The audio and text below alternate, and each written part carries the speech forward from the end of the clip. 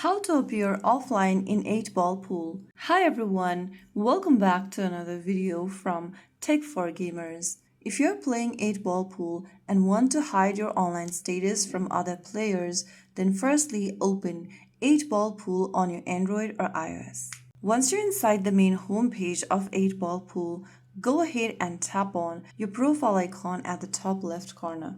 Now, click on the gear button on the next page at the top right, and this will open settings. Inside settings, scroll down and then click on the toggle switch right next to show my online status to friends. Make sure that this button is switched off and it looks like this. So right after you do that, you will be able to appear offline in 8-ball pool. Your online status should now be hidden from other players. If you found the video helpful, don't forget to like, share and subscribe to our channel. I will see you again in the next video. Thank you for watching.